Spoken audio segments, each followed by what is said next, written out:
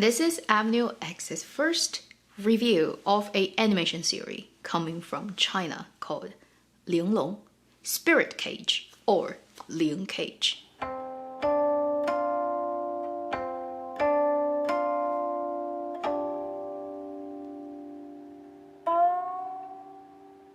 Hi, you're watching Avenue X, where a junkie on good storytelling shares her thoughts, knowledge, and occasional weird ideas on stories and how they're told. As my long-time viewers may know, I talk about Chinese dramas on this channel, occasionally dropping in some cultural stuff related to dramas or films. Although I did talk about哪吒, the animation film that was super popular last year. The rest of my channel has hardly any content related to anime, but today is a record-breaking day because I am making my first proper review on a Chinese animation series. Spirit Cage, Incarnation, that should be the perfect English translation. On YouTube, it's uploaded as Ling Cage, which kept one Chinese character in the original title. I'll leave the link to that playlist officially on YouTube. It's all English subtitled. Before I go into talk about this anime, I want to quickly address something. I've noticed that I've got a jump of subscribers in the last month, mostly due to the video that I've made about the Black Myth Wukong and Mulan, the live-action Disney movie. So here I'm addressing the newcomers to my channel. This channel is exclusive to Chinese drama reviews,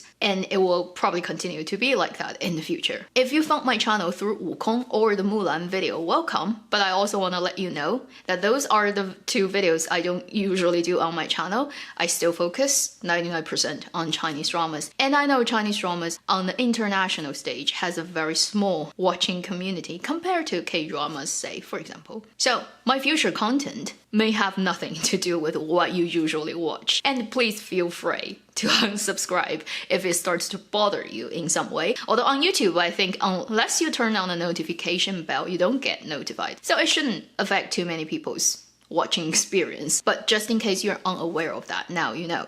So you've been warned. Now let's go into talk about this animation. This is a very unique animation, purely made in China, coming from China original script that has a very unusual vibe. Currently, it has already aired 13 episodes, although it's called 12 because it has a mid-chapter that is not numbered. So it has 6 episodes, a mid-chapter, another 6 episodes, and they have a final extended version, which they promise will be longer than any of the previous episodes, and it's coming 2021 spring. In terms of whether there will be future seasons or how long it will be, it's still up in the air. And although it still has a lot of uncertainties, I think it's so worth talking about, so I'm introducing that to my audiences today. Spirit Cage Incarnation, Ling, is a 3D animation series. It's not a movie, it's episodic animation. So when you compare the 3D animation quality to, say, big budget Hollywood movie that goes for the 3D animated, almost realistic look of everything, of people, of clothing, then it's definitely not on par with that. But within episodic animation, 3D, this is actually already a quite high quality production. If you put it on international stage, it still doesn't shy away from other competitors, and there will be a lot of moments in the animation that will remind you of video games. The story of Spirit Cage is a very unusual story and setup and genre in Chinese visual storytelling land, including films, animation, live-action drama, everything, because it talks about a post-apocalyptic world. This is almost never done in any type of Chinese visual storytelling. So just because of that one thing, it is super unique. My longtime viewers know I have started using a 7-level scale to rate the dramas this year, but for this anime series, I will not do that because first, I'm so not well versed in anime. I used to be a huge manga fan, Japanese manga, before my university years. Also watching quite a lot of anime at the time, but as I grew older, I kind of suddenly grew out of it and never got back into it. So it's just a personal thing that I was so uneducated really in the global anime market. What is the popular thing that's going on right now from Japan, from China, from the West? So I feel I'm very not qualified to talk about anime. That's why I'm not giving a rating, but I really do love this anime. I literally binged through the 13 episodes that it has so far. I would recommend anybody who loves an exciting narrative setup and story to go into watching this, regardless if it's anime or live action. So I would like to first introduce you to the synopsis, the setup of this story, without giving out too much spoilers. Then I'm going to talk about the things I really do enjoy about this anime series, and then the things I think it could improve on. So first, what is this story about? Post-apocalyptic worldview from China's perspective. Well, this story is set in a future world where some catastrophic event has taken place not too long ago in the story setting, because there are still living characters in the story who used to live in the old world, whereas now they're living in the new world. After that doomsday event, most of the humans are wiped out. There's only a group of people who survived because they live in this floating tower that's called the lighthouse. It's a massive structure that floats in the air, travels around the world in atmosphere. Their surviving strategy is literally nomadic. They travel around the world hunting the leftover medicine, technology, energy, everything that the previous humans have left on the ground level to support the livelihood of the people in the lighthouse. The surface of the planet has become very uninhabitable, and it has started to create a new kind of ecology called mana ecology, where crazy animals and mutated weird things live. Because their livelihood is restricted in this space, they have developed a very cruel system that is totally aimed for survival. In this system, the person on the top is the master of the lighthouse. He's in command of everything. Then you have three major parts of the functions of the people. First, they have a religion called Light and Shadow, and they believe in the Lord of the Light. And the head of that is a bishop. Then they have a group of people who are in charge of defending the system, defending the city, and they are like the policemen who make sure everybody sticks to the rules. Then there's a group called the hunters. They're in charge of going to the ground level, risking their life, harvesting whatever this tower needs. So they're kind of the most important people that this tower needs to survive. Because the tower needs to consume a lot of resources, but at the same time producing new humans so that humans don't go extinct. There's a very difficult balance to achieve. Because of that, they have given up the traditional human society relationships. Kids are considered as common son, and people are divided into two different classes, the superior and the inferior. The superior people, at the moment they're born, because of their DNA superiority, less likely to have disease, more likely to be strong and clever, they become superior. They have the right to have names, rooms, and positions, and getting good education and food. In return, they need to service this tower when they grow up in whatever sectors, such as the religious sector, the police, or the hunters. And they are also in charge of reproduction. So only the superiors have the right to have children, and they cannot decide who their partners will be. Love is not allowed. Romantic relationship, husband and wife, does not exist. It all goes to the system. Depending on their DNA, how they could come together and have children that may have the highest possibility of being another superior is the only reason that people mate. If the mated superior gave birth to a child that's deemed DNA flawed, then the kid becomes inferior and they're casted to the lower class. They're destined to do laborers' jobs. They will never get real food. They will not even get their names. Every inferior will only have a number. And the money system in this tower becomes service point. Everything you do, earn your point, and you buy everything you need with the points. So, this is such a end of the world story setup, and we've seen that in literature, in all types of storytelling a million times, but pretty much never really from China. So it's a very interesting story for the Chinese animators to take on. With this setup, you can guess what type of conflict can happen, for example, between the inferior and the superior. Also, between human nature of having personal bonds versus the system that doesn't allow you to really function as a human. Also, the conflict between the mana ecology, the crazy weird mutated animals living on the ground level and humans in the tower, and the fact that one day the resources that's left over by the old world will eventually run out, and then how do you survive? Quite a few pairs of possible potential conflict parties. It's guaranteed to be a quite exciting, very conflict heavy ride that will definitely touch on a lot of very heavy topics that really questions the very core of human existence. Let's move on to talk about the good things, the things I appreciate about this anime series and the reason I make this video. First, the graphic quality is really good. Considering it is a long form, it's not a 2 hours film. So far it has already at least 8 or 10 hours footage made. I've watched the documentary of the behind scene stuff of making, and I'm really impressed by how much work went into it and how hard it was for those people to do. This is done by the studio called 异化开天 YHKT Entertainment. It is an anime company that's based in Wuhan. They have about 150 people on this team making this series. When it first dropped down this trailer in 2017, it got a lot of people really hyped up. But then it wasn't until the very end of 2018 that they started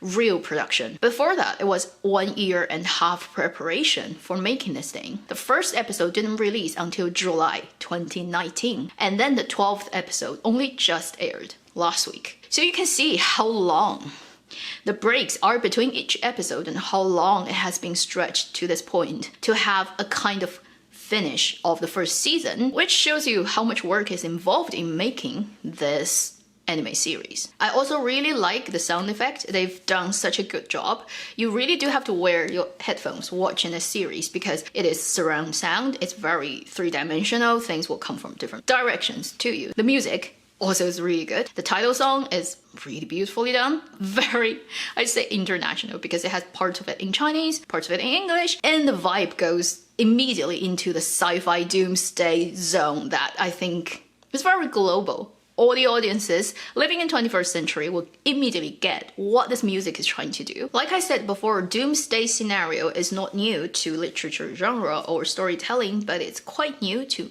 China's setting. And in this anime series, when you start, the first couple of episodes will feel very typical. You have a very clear male lead character who is definitely destined to be the hero. You have this very unfair system that's set up to brood future conflicts. Everything happens within expectation. And you think that's how far they're gonna push it. But I would say after the mid-chapter, when it starts to move on to the second part of the story, the anime does get even more exciting with graphics and exciting moments and animations, but then the story also start to go to a level where you start to realize they are very ambitious. They are not just talking about the superficial things that could happen under this doomsday scenario. They are going in for quite high-themed, high-aimed philosophical discussions. I cannot say too much because it will spoil it for you, but I would say the story just gets deeper and more interesting and more intriguing as it moves on. By the time the first season officially ends, because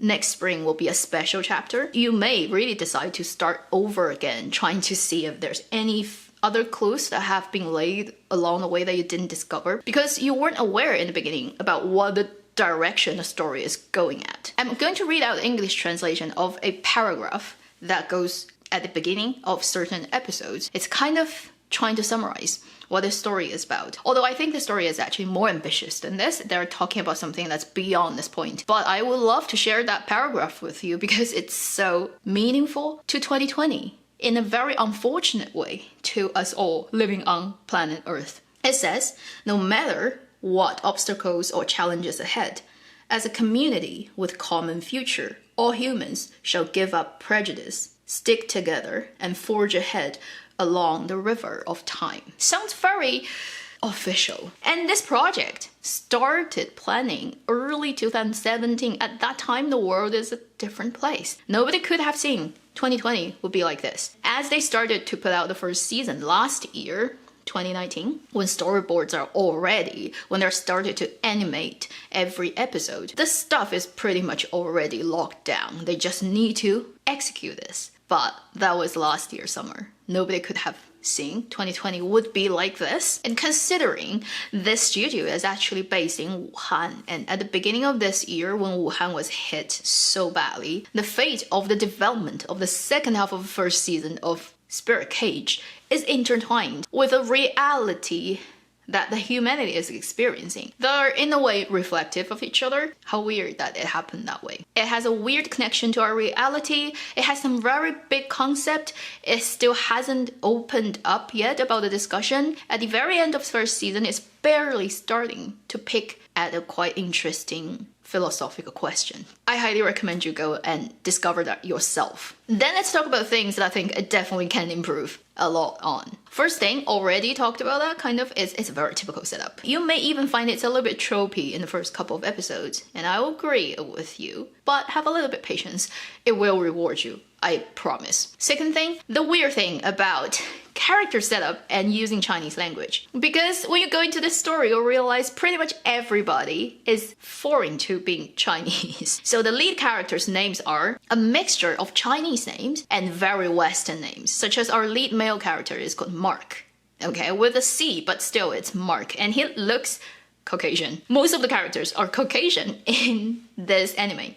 The master of the lighthouse is Morgan. The bishop is Charles. There's Victor, there's Jeff, Carrie, all those definitely English names, and they're all pretty much made animated as Western people. There are a couple of characters, particularly women, that are harder to tell if you look at their facial structure. Are they Asian? Are they Caucasian? But then it doesn't really matter because it's anime, like they have weird hair colors that just wouldn't exist in real life. They are already so limited on resources. I doubt they would ever have money and time to get hair dye. It's a little bit weird for Chinese people to watch because it's a totally China-made, China-written story, yet everybody is not Chinese, like 100% pretty much. And the effect that makes it even more weirder is everybody speaks perfect Mandarin.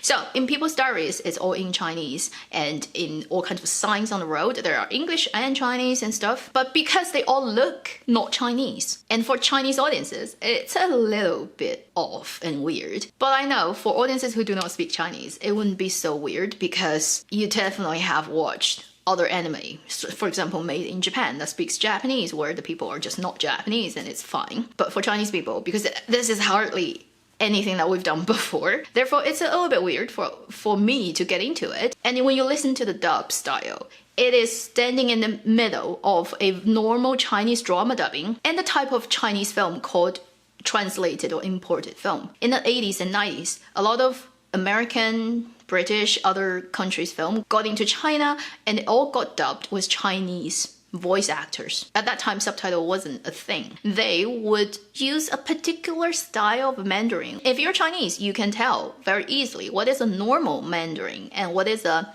translated film Mandarin. The intonation flows in a very peculiar way. And as you watch this anime, that Mandarin is sitting in between. It's not 100% like how Chinese people would normally talk. And then it's not 100% the super made up translating tone. It's in between. So it took me about 4 or 5 episodes for me to totally got into it and forget about sometimes the sound just feels weird to me. It's almost like a foreign made animation series that has been dubbed by Chinese voice actors, but then everything you see in text in this anime are in Chinese. Very weird for a Chinese person, but probably wouldn't bother people who do not speak Mandarin. Then the second most obvious shortcoming, I think, of this story is, although it has a very interesting setup, and I think ambition, as I've said in the good things, there are a lot of very corny moments, certain relationship development, and certain conflict that's still staying on a very superficial level. Also, a lot of things do not quite stand the scrutiny of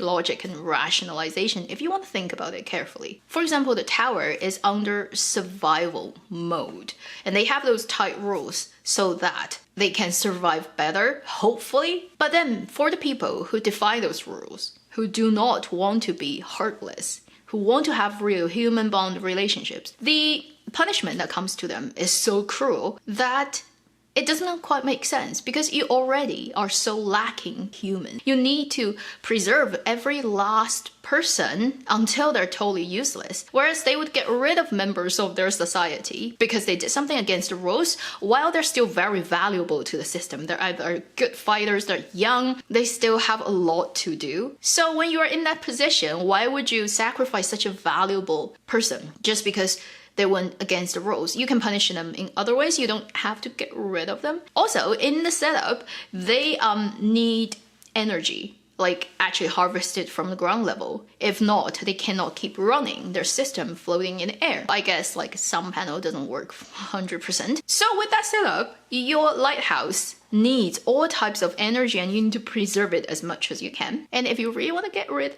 of a member of your society, you can use ways that does not waste any energy, but they picked a way that will literally diminish your fuel tank significantly. I know it's for the show's dramatic purpose, but really, it does not make logical sense. Yeah, I'm trying to not spoil it for you, but when you watch it, you'll see.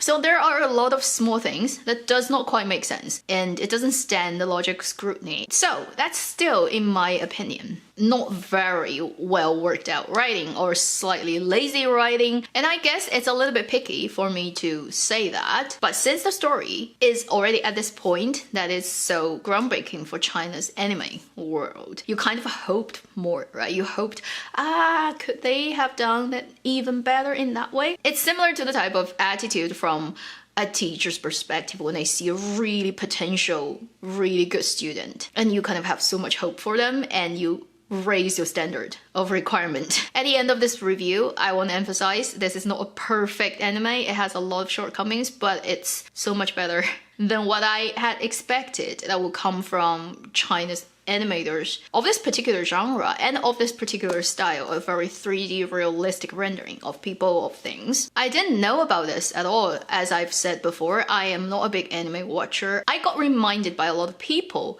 recently that go and check out this one, go and check out this one, to the point where I was like, okay, I'm gonna go and watch it. And I binged through it non-stop for a whole day. So I think that proves that it's a good story, if not perfect. At least definitely worth your time. And I so look forward to their extended final chapter of the first season. They've already put out a small trailer about that and I'm just so hooked and want to see it. It's coming spring next year, but hey, if they have to postpone things because they need to tweak a few things here and there and make it high quality as much as possible, I can't wait. Although I cannot wait to see it, I can't wait. And I would recommend my audience go and check out this anime series. It's totally on YouTube, although the update is slightly behind China's version, but it will get updated, I think, soon enough about the first 12/13 episodes. I hope you have a good time watching this series, and do let me know if you already have watched it or if you want to watch it and then came back to this video in the comment section. What do you think about it? Are you looking forward to the extended version in spring and the future development of the story? Thank you for watching Avenue X. I'll see you in my next video. Meanwhile, live long and happy drama/anime watching.